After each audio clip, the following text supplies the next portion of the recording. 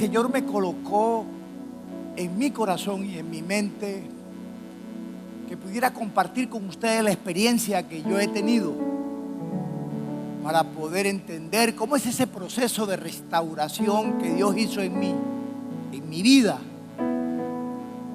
Y quiero compartir eso porque el proceso de restauración humano en el modelo creativo de nuestro Señor Jesucristo es una gran bendición del Señor entenderlo. Y eso que colocó en mi corazón lo comparto con ustedes. Quiero que ahí sentaditos inclinen su rostro y vamos a pedirle al Señor. Señor, te pedimos, acudimos a ti para que tú envíes tu Santo Espíritu, Señor, y abras nuestro entendimiento.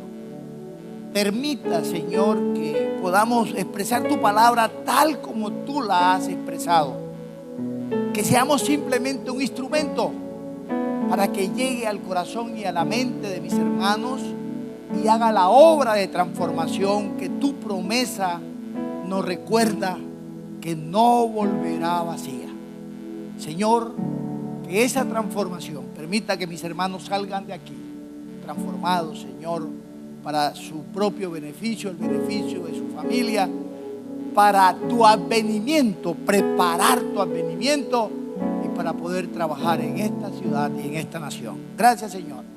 Gracias porque tenemos la confianza depositada en ti, en Cristo Jesús, tu Hijo amado. Amén. Dos preguntas. Y de esa manera expresaré la palabra. Una primera pregunta tiene que ver cómo pongo en práctica ese proceso de transformación que yo he denominado, para hacerlo más sencillo, en el oficio más sencillo, la carpintería. Sencillo pero importante, porque de ahí se hacen modelos extraordinarios, se transforman en belleza, en cosas lindas. Y de modo que vamos a hablar de la carpintería espiritual. ¿Cómo es ese proceso? Y un segundo tema, para concluir, el qué. ¿Qué es creer con fe? La fe significa tener el Espíritu de Dios en mi vida para no solo aceptarlo, caminar con Él, sino para que yo no sea ya, que mi carne esté muerta en mí y solo viva Cristo en mí.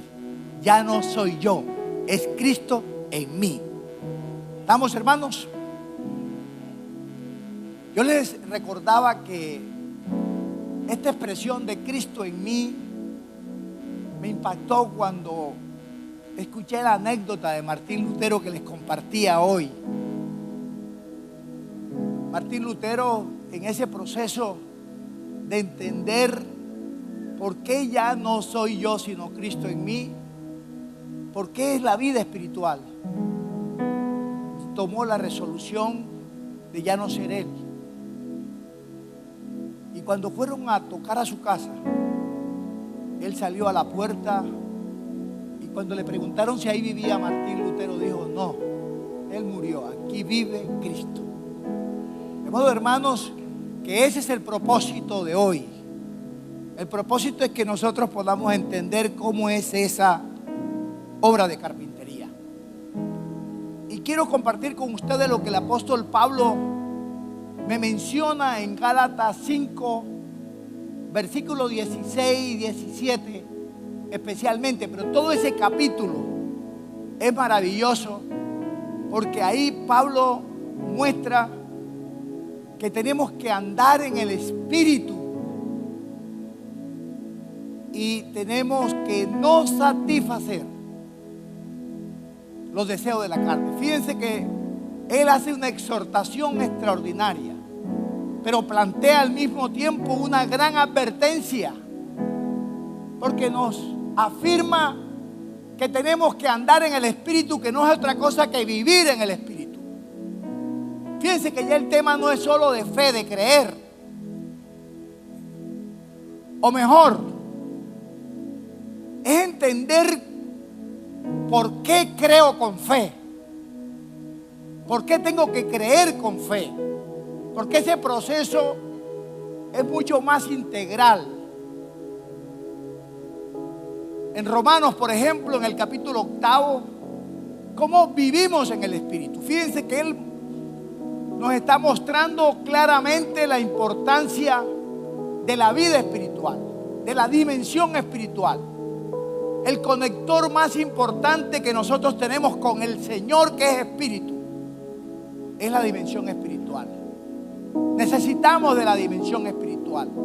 Si el ser humano está conformado tripartitamente, tenemos un cuerpo, y muchas veces nosotros toda la vida, desde el vientre materno, nosotros empezamos a estimular, a ejercitar la relación con lo material a través de los sentidos. El niño le ponen la música y ya la escucha. Pero a los 2 o 3 años ya nos mandan al colegio, ejercitamos el intelecto. Comenzamos a ejercitar el intelecto, a prepararnos, a desarrollar todo el conocimiento intelectual en la ciencia y en las cosas puntuales del conocimiento. Claro, porque la segunda parte nuestra, después del cuerpo, que es menos profunda, es el alma. Y el alma también es tripartita. El alma está conformada por la mente. El alma está conformada por las emociones y por la voluntad.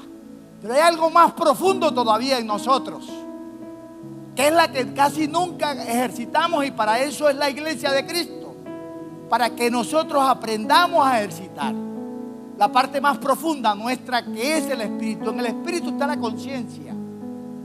El núcleo esencial de nuestro espíritu es la conciencia, la que nos advierte. Pero también es la intuición, ese sexto sentido. Y es igualmente la comunión con nuestro Señor. Pero fíjense ustedes que el corazón, que es la parte más importante, por eso la Biblia la menciona bastante. El corazón está conformado por la mente y por el espíritu. Por eso nosotros creemos con el corazón. La fe está relacionada con el corazón. Y esto es lo que Pablo nos advierte ahí en el capítulo 5 de Gálatas. Nos está advirtiendo que andar en el espíritu y no satisfacer los deseos de la carne es la primera batalla que nosotros tenemos que librar. Es la batalla que tenemos que librar en la mente. Y de la mente de inmediato pasa a nuestras emociones y pasa a nuestra voluntad. Entonces esa batalla en la mente, que es donde comienza a darse cómo tenemos que controlarla. Yo creo que con la carpintería espiritual nos ayuda a hacer ese control. Y esa advertencia que nos hace Pablo allí tiene que ver con los aspectos que yo les he señalado, de lo que implica a través de las epístolas de Pablo, pero a través de todos los apóstoles, la enfatización de la vida espiritual, de la dimensión espiritual. Y es lo que Pablo nos está advirtiendo allí, para señalarlo cómo ese conflicto nos lleva a entender por qué el espíritu y la carne son irreconciliables. ¿Por qué las cosas del espíritu son de Dios y las cosas de las carnes son del mundo? ¿Por qué hay un listado completo en ese capítulo 5 donde nos está diciendo qué son las cosas de la carne que yo llamo los antivalores, y las cosas del espíritu que son los valores? Y eso es lo que nos está advirtiendo allí. Pero más adelante, en ese conflicto, nos pone en la condición de entender, por primera vez pienso yo de manera clara, porque así me pasó a mí, por qué nosotros no podemos darle cabida a la mentira que nos han vendido algunas religiones, cuando nos dicen que el que ora y peca empata, y eso es mentira. Yo tengo que responderle al Señor, porque fíjense que allí en ese capítulo advierte claramente ¿Por qué tenemos que estar en firme en la libertad? Porque la fe me da la firmeza en la libertad. Pero no es solo la fe, es el Espíritu de Dios en mí lo que me da toda esa firmeza, y a eso es que está enfatizando realmente el apóstol. Pero el apóstol no lo enfatiza porque el apóstol Pablo lo haya inventado. Es que esa ha sido la propuesta de Cristo. Por esto, eso va a tener que ver con el qué, que lo vamos a ver al final muy rápidamente, muy puntualmente. Pero, ¿qué dice el apóstol Pablo en Filipenses 2? Los versículos 13, 12 y 13. En Filipenses 2 es muy importante que ustedes vean que el apóstol Pablo dice que debemos ocuparnos de nuestra salvación con temor y temblor. Entonces ya ahí comienza el apóstol a mirar qué nos corresponde hacer a nosotros. ¿Estamos preparados realmente? ¿Sabemos lo que nos corresponde hacer?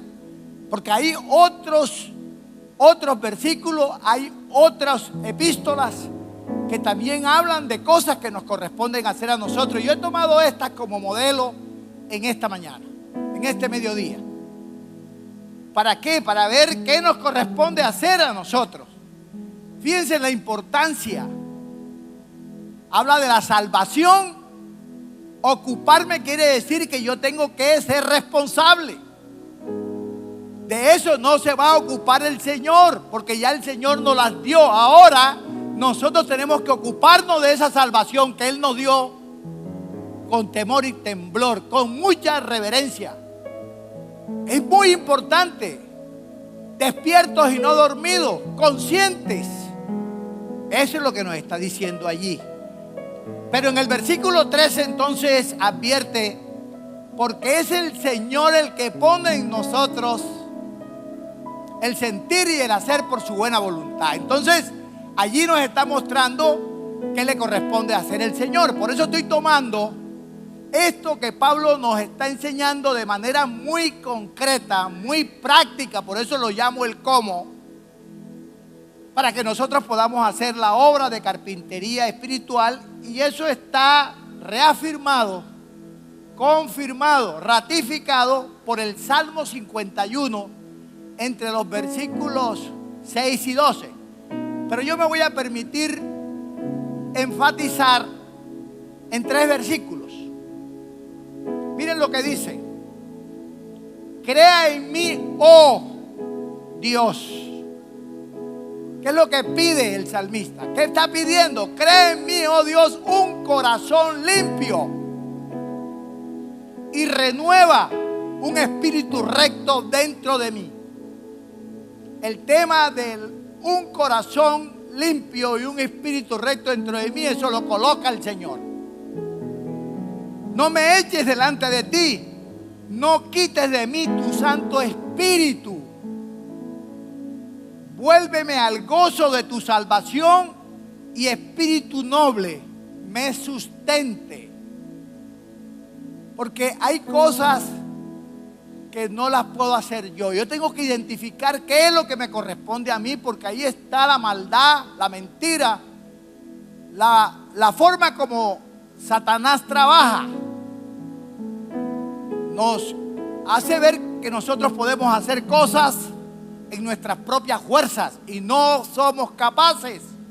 Y eso nos llena de frustración, nos llena de temor y nos llena de una convicción errada de que no tenemos capacidad para poder salir de los problemas. Nos derrota antes de tiempo. De modo que es muy importante que nosotros podamos precisar que Dios es el único que puede cambiar mi corazón y mi espíritu. Y eso es lo que dice el profeta Ezequiel en el versículo 17. Allá está diciendo que Dios nos da un corazón nuevo y nos da un espíritu nuevo. De modo que el tema del corazón es muy importante, porque ahora que veamos rápidamente cómo es el tema de la carpintería espiritual, entonces vamos a entender cómo es eso de lo que le corresponde hacer al Señor y qué nos corresponde hacer a nosotros. Pero quiero mencionar cómo es ese vestido externo, cómo el Señor nos da unos valores. El Señor establece unas leyes, esas leyes están contenidas en unos principios y obviamente hay una escala de valores. Y eso son los estatutos, es el manual de instrucciones que el Señor nos está dando a nosotros. En Colosenses 3, Él dice que Dios es el que actúa en mi vida y me viste de entrañables valores. Uno de esos valores es la misericordia. Uno de esos valores es la paciencia. Y hay todo un listado, ya les advertía, como hay un listado de antivalores. Pero hay varias cositas allí en ese capítulo interesante. Dice que toda la palabra de Dios se resume en el ama a tu prójimo como a ti mismo. Un nuevo mandamiento os doy. Fíjense que ahí está centralizado lo que está diciendo más adelante. Dice el vínculo del amor perfecto. Y eso tiene que entenderse en la dimensión de que en el Espíritu del Señor nosotros tenemos que obrar como en el modelo del Señor. Porque es que el Señor tiene un modelo. Y es el modelo que refleja. La palabra dice que Él vino a salvar el mundo, no vino a condenarnos. Él no nos juzga a nosotros sobre la base de condenarnos, sino de restaurarnos. Y para eso hay un tiempo del que tenemos que presentarnos a su tribunal, porque Él nos está dando el procedimiento, toda la metodología, toda la forma para que nosotros entendamos por qué en nuestras propias fuerzas no somos capaces. Miren, no lo fueron los griegos, no lo fueron en ningún momento, y ya lo vamos a ver. No lo fueron los antiguos. ¿Por qué? Porque faltaba algo. El ser humano sin su parte espiritual es ingobernable. Por eso hay un conflicto, hay una batalla. Ahí hay un gran conflicto, una gran batalla que se libra en la mente y que luego pasa a las emociones. Y no la podemos dejar ahí porque lo único que nos puede ayudar es nuestra parte espiritual. Por eso, o somos del espíritu o somos de la carne. Eso es inconciliable. Y fíjense que dice que solo el espíritu es el que sabe lo más oculto. Es que Él escudriña nuestros corazones. Como solo el Espíritu de Dios es el que sabe de las cosas secretas de Dios. Fíjense que esto es muy importante. Por eso vamos en la carpintería espiritual. Vamos a tomar entonces el molde que nos corresponde hacer a nosotros. ¿Cómo es la carpintería espiritual? Primero, nosotros vamos a hacer el molde. Hoy quiero hacer el molde con ustedes. Y el molde quiere decir que vamos a trabajar con 3 tablas. Y en esa tabla vamos a permitir que el Señor vierta el cemento espiritual de la paciencia. El modelo de la paciencia es de Dios, porque el modelo nuestro es de impaciencia. Nosotros creemos que los afanes del mundo es lo que nos lleva a ser impacientes. Nosotros estamos convencidos que el tema de no escuchar, nuestro razonamiento de creer que somos los poseedores de la verdad, de que los demás nos quieren hacer daño, vivimos prevenidos, nos hace creer en nuestras propias fuerzas. Y eso nos convierte en seres humanos impacientes. Y en nuestros hogares somos impacientes. Y eso nos lleva a alterar nuestras vidas. De modo que ese antivalor lo vamos a sacar de nosotros. Y vamos a empezar a identificar qué me hace ser impaciente. ¿Por qué pierdo el control y dejo la paciencia? ¿Por qué realmente yo no he estado con la paciencia de Dios, sino que he sido un impaciente? Y sin darme cuenta digo que soy paciente sin serlo. Entonces, nosotros vamos a tomar ese molde. Vamos a hacer el molde, pero Dios nos va a advertir el valor de la paciencia a nosotros. 3 tablas sencillas. una primera tabla, el Señor dice que tenemos que aprender a escuchar, que el tema de nuestra impaciencia nos lleva a no escuchar. Y aprender a escuchar significa que el primer paso es oír.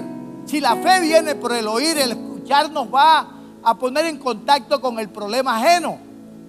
Nos va a permitir entender al otro.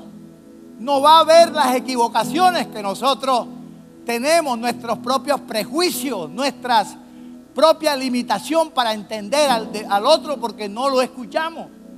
Muchas veces nos imaginamos lo que no es, prefiguramos las cosas y eso nos genera que no tenemos la posibilidad de ser pacientes. Entonces, primera tabla, escuchar. Vamos a aprender a escuchar. Colocamos la tabla y nos vamos para la segunda tabla, que es muy sencilla también, la oración. La oración nos permite ponernos en contacto con Dios, nos permite humillarnos, nos permite alabarlo, nos permite reconocer que es su poder, que es su poder el que va a actuar en nuestras vidas, que nos va a llevar de la oscuridad a la luz, porque a través de la oración nosotros abrimos nuestro corazón, nuestra mente, para que Él ilumine y nos muestre la luz, a través de la luz, cuál es la realidad. De modo que ese es un conector especial con el Señor en el ámbito espiritual. La oración del justo lo puede todo, dice la palabra. La tercera tabla es la tabla de la compasión y de la bondad. La Biblia registra cómo nuestro Señor Jesucristo tuvo compasión y mostró una inmensa compasión.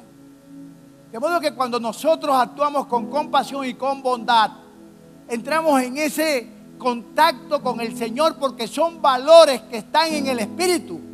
Nosotros activamos esa relación con Él. Pero fíjense que teniendo las tablas conformadas, para que a través de la compasión y a través de esos frutos del Espíritu nosotros comencemos entonces a controlar la mente. Y entonces lo que estábamos pensando de una manera, lo podemos ver de otra manera. Fíjense que eso nos lleva a nosotros a entender con claridad qué es lo que el Señor realmente quiere de nosotros. Y vamos viendo que ya las tablas están listas con el molde, pero faltan los clavos, porque si vertemos el cemento espiritual de la paciencia en el modelo, en ese valor del Señor, se sale del molde. Y el molde somos nosotros. Ese es el molde espiritual de nuestras vidas. Y entonces se va a derramar el cemento. ¿Y por qué necesitamos el cemento? Los clavos. Porque los clavos le dan la fortaleza. Los clavos unen las tablas para que no se puedan despegar. Y con el cemento se consolida allí toda una fortaleza espiritual que es muy importante. Fíjense que esto nos permite entender lo que es la fe. La fe nos permite entender que es la presencia espiritual. La fe nos permite entender que hay un mensaje claro en el Señor, un mensaje que el Señor transmite cuando entró la corriente de la vida, para que nosotros entendiéramos por qué se estaba estableciendo el reino de Dios. La fe nos permite entender por qué cuando Él asciende nos deja el Espíritu. Nos permite entender los cambios que el Señor introduce en el plan de redención que vino con su Hijo amado Jesucristo. Él nos dio a su Hijo amado, Juan 3:16. Fíjense que ahí vamos a darle sentido a lo que venía. Él no lo está derogando, pero sí le está dando sentido. Y eso es lo revolucionario de la propuesta de Cristo en aquel momento cuando Cristo va y se bautiza. Juan el Bautista hablaba del arrepentimiento y estaba bautizando. Ahí comienza el ministerio. El ministerio comienza y lo registran los evangelios anunciando Cristo que el reino de Dios se había acercado, que el reino de Dios había llegado a la tierra, que el reino de Dios era Él, hablaba de un reino. Y ese reino tiene unas normas, tiene unas leyes, tiene unos valores, tiene unos principios. Y eso es lo que nosotros tenemos que aprender para que a través del Espíritu, fíjense, en Primera de Juan, en el capítulo 2, del 20 al 27, fíjense cómo actúa el Espíritu enseñándonos, preparándonos. Y está reflejado también en Hebreos 10, cuando dice que colocará en el corazón nuestro, de la criatura, todos sus estatutos. Todos los estatutos se colocarán en el corazón nuestro. Fíjense que es muy importante, porque cuando Cristo entra realmente a la corriente de la historia, Él está mostrando que ese reino tiene unos valores diferentes al mundo. Y es cómo llevar esos valores al mundo. Cómo llevar la soberanía de Dios a través del Espíritu Santo, para que nadie se gloríe. Fíjense, por eso la fe, el justo vivirá por la fe. La fe en nuestro Señor Jesucristo, no por obra. Es la fe para que el Espíritu de Él actúe en nuestras vidas. Y ese es el mensaje que Él nos está mencionando cuando Él está diciendo que hay que llevar los valores del reino al corazón y al espíritu de cada uno de los seres humanos. ¿Cómo llevamos esos valores del reino? Esta carpintería espiritual nos las explica. ¿Qué dice el mundo, por ejemplo, en la esfera humana de la familia? ¿Qué dice Cristo? Entonces ustedes pueden ver la diferencia entre lo que el mundo plantea, donde hoy, por ejemplo, se habla de familia, 2 mujeres o 2 hombres. Y el Señor dice que es hombre y mujer con vínculos naturales y jurídicos para poder preservar la familia, mutua ayuda. Fíjense que hay unos modelos que están ahí en la palabra, que no los estoy inventando yo. Como es la esfera de la economía, como es la esfera del gobierno, como es la esfera de los medios de comunicación, como es la esfera de la educación.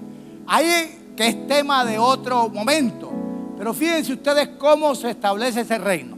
Pero déjenme decirles, el ambiente en la entrada de Cristo, Cristo vino a cumplir de una manera maravillosa esa redención. El sacrificio de la cruz que fue por todos los hombres, Cristo nos revela a todos cómo ese sacrificio puede ayudar a cada hombre en particular. Fíjense que ahí está una manera maravillosa de ver cómo fue por todos, pero cómo lo aplicamos en nuestra vida, porque si no, no nos va a servir de nada ese sacrificio. ¿Cómo lo aplico? Él viene a revelarnos cómo se aplica. Él nos revela el misterio de la salvación, que entendemos que es por gracia. Pero ¿qué fue lo que Él quiso mostrarnos, revelarnos en los misterios de la salvación? ¿Qué es lo que vino? Fue a mostrarnos a cada criatura para que conociera cuál es el sentido y el propósito del orden natural de la creación. ¿Cuál es ese orden universal de la creación? ¿Cómo tenemos que entenderlo? ¿Cuál es el propósito de la creación? ¿Para qué existo? Yo existo no para hacer lo que a mí me da la gana, porque la libertad no es para hacer lo que a mí me da la gana. El núcleo de la libertad es la obediencia. Yo existo es para poder cumplir un propósito de Dios conmigo en esta tierra, y solo puedo hacerlo bien. Y solo puedo hacerlo bien si tengo a Cristo en mí, porque el problema del conflicto de la carne con el espíritu, nosotros sabemos que si actuamos en la carne no somos de Dios, porque actuar en la carne no es ser de Dios. De modo que eso tenemos que tenerlo bien claro. Entonces Él bien nos da a conocer, fíjense el misterio de la salvación que nos está mostrando. Nos da a conocer cuál es el sentido y el propósito del orden de la creación, pero también cómo tenemos que entender el paso del ser humano como criatura por esta tierra. Si es un paso temporal, ¿por qué se convierte en un paso eterno cuando nosotros alcanzamos la salvación para vida eterna? Fíjense que el Señor viene a hacer una explicación extraordinaria. Eso no se había visto. Cristo se refirió a la esperanza. Tomó el tema de la esperanza arraigada en el corazón del pueblo judío. La esperanza que mencionaban los escritos y las tradiciones del pueblo judío. La esperanza en las visiones de Daniel, de Ezequiel, de Zacarías en el Antiguo Testamento. La esperanza de los profetas Isaías y Jeremías. La esperanza de los reinos simbólicos de David y Salomón. Y la esperanza contenida en la palabra de Dios a Abraham, a Moisés, a Isaac, a Jacob. Fíjense que Cristo vino a hablar de esa esperanza. Esa es la fe nuestra. Esa es la fe que nos va a permitir cómo vamos a entender ese mensaje, ese propósito. Cristo vino a cumplir el plan de redención. ¿Y de qué se trata el plan de redención? El plan de redención se trata en resolver el conflicto que gobernaba a los seres humanos en esa época. El conflicto que gobernaba en esa época a los seres humanos y que la Biblia lo menciona. Vivir en el pecado era una forma. Hay quienes vivían en el pecado. Vivir gobernados por el pecado, fíjense que la Biblia lo menciona. Vivir gobernados por el bien y el mal. Fíjense que ese era un tema muy importante, porque vivir gobernados por el bien y el mal era la doctrina dualista que venía de Asia, que tenían los persas, que asumieron los griegos. Los griegos asumieron esa doctrina dualista para decir que esos dos principios, ese doble principio en la naturaleza humana, no nos dejaría nunca salir del pecado. Somos pecadores, intentamos no serlo, pero esa doctrina nos dice que la naturaleza humana no puede salir de la corrupción de la materia, porque la materia es un principio que se da en la naturaleza humana. Y Cristo vino a demostrar que eso era mentira. Cristo vino a decirnos, eso no es cierto. La doctrina dualista no es cierta. Y ahí está lo revolucionario de Él. Él vino a mostrar la relación entre la gracia y el pecado. Él vino a mostrarnos la redención del pecado en el sacrificio de Cristo en la cruz. Ese sacrificio fue tan grande que nos permitió a través del sacrificio redimir el pecado para poder colocarnos en la condición de que a través del Espíritu nosotros podamos andar con Él en vida espiritual, diciendo, ya no soy yo, es Cristo en mi vida.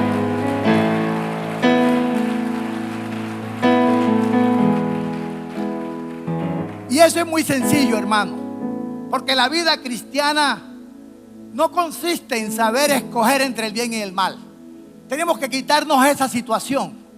Vivimos escogiendo entre el bien y el mal. ¿Estoy actuando bien o estoy actuando mal? La vida cristiana consiste en ser gobernados por Dios y no estar en el discernimiento del bien y el mal. Fíjense, hermano, y termino con esto. Uno de los grandes hombres científicos, que era un hombre creyente por su origen judío, estoy hablándole de Albert Einstein, para mostrar cómo es esto, que todos los apóstoles lo mencionan, el problema de las diferentes doctrinas, que nos pone como ondillos fluctuantes, correr de un lado para otro. Y eso viene desde los griegos, de la diosa razón. Pero resulta que ni los griegos pudieron encontrar el muro de contención que permitieran que las pasiones humanas no nos llevaran del amor al odio con la velocidad del vértigo. Hoy te amo y mañana te odio. Hoy te beso pero mañana te asesino. Y eso es lo que está pasando. Padres matando a sus hijos. O pasar del cuchillo a la motosierra en los campos de Colombia, como ha ocurrido aquí. Jugar con las cabezas de los seres humanos en un potrero. Eso es incomprensible. Y eso es lo que el Quijote en la obra está mencionando. Es que el ser humano no es razón. No es solo razón, es también sin razón. Porque no encontraremos nunca razones para poder entender las cosas horribles que hace el ser humano. No entenderíamos eso. Entonces, hermanos, fíjense, este jovencito, ahí en Alemania, tenía 12 años. Ese que dijo, el hombre es grande cuando está de rodillas. El profesor, con este tipo de lucubraciones, de utilizar el lenguaje para poder confundir y engañar. Fíjense, hermano, decía, el mal existe. Y los alumnos dijeron, claro, profesor, el mal existe. Y Dios hizo todas las cosas. Claro, profesor, Dios hizo todas las cosas. El razonamiento silogístico, la razón, claro, si Dios hizo todas las cosas y el mal existe, entonces Dios es malo. Y ese niño ahí sentado pidió y le dice, profesor, ¿puedo hacerle una pregunta? Profesor, ¿el frío existe? ¿Qué pregunta tan estúpida? Claro que el frío existe. Profesor, ¿la oscuridad existe? Claro que la oscuridad existe. Dice, profesor, no existe la oscuridad, lo que existe es la luz. La ciencia y la investigación se hace sobre la falta de luz que nosotros llamamos oscuridad. El frío no existe, lo que existe es el calor. El frío es la falta de calor. Por lo tanto, el mal no existe, lo que existe es la falta del amor de Dios en el corazón de todos los seres humanos.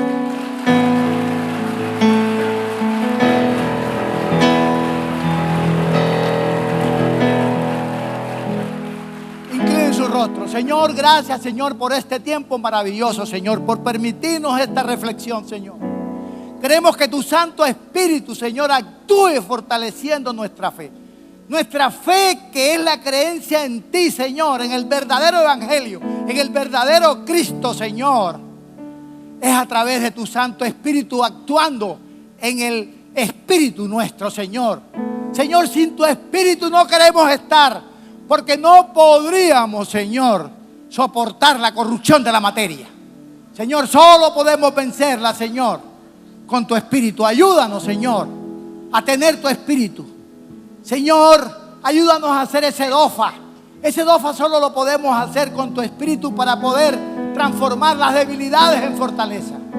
Ese dofa en nuestro entorno donde nosotros nos desenvolvemos, podemos tomar todas las amenazas del mundo y convertirlas en posibilidades. Ayúdanos, Señor, a transformar nuestras vidas con este conocimiento, con tu Espíritu. Señor, ya sabemos que hay cosas que solo las podemos hacer nosotros. Y hay muchas otras que tú, Señor, las puedes hacer. Señor, ayúdanos a hacer las cosas que te corresponden a ti. Para salir aquí transformados, ayúdanos, Señor, para que ese poder de tu Espíritu nos limpie del pecado y de toda enfermedad. Para que se extienda a nuestros hijos y seres queridos. Para que se extienda a esta ciudad y a esta nación. Para que algún día, Señor, nosotros podamos decir: esta es una Colombia, una nación, Señor. Esta es mi familia, esta es mi ciudad, Señor, donde solo, Señor, existes tú, Señor. Porque ya nosotros estamos muertos en la carne, pero vivos en tu Espíritu, Señor. Gracias, Señor. Así es. Vamos, colócate de pie en esta mañana.